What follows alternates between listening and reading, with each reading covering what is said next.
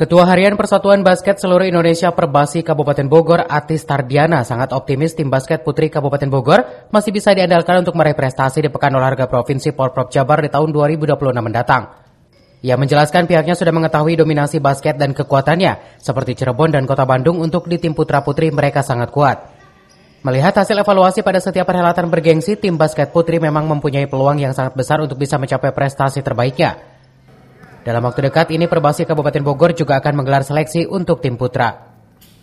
Kan dominasi basket itu tetap kita udah tahu lah kekuatan yang itu tuh Cirebon, Kota Bandung gitu ya. Itu putra putri mereka kuat. Tentunya kita bukan mengecilkan hasil pembinaan untuk putra di Kabupaten Bogor, tetapi kita pun kalau untuk mencari 3 besar mungkin masih memungkinkan. Nah, kenapa? Karena kita pun punya potensi ya.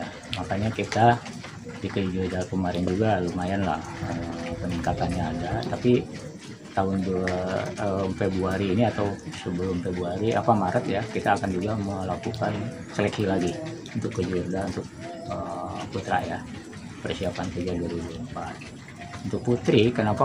Mungkin prioritas kita untuk ini putri dan di 3x3 ya, 3x3 untuk putri. Karena memang putri kita punya potensi karena kita punya kelas olahraga atau PPOP ya, PPOP.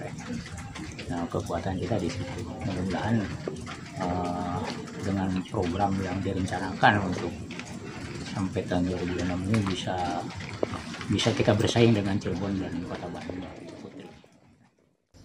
Dari Kabupaten Bogor, CV Suryadi melaporkan.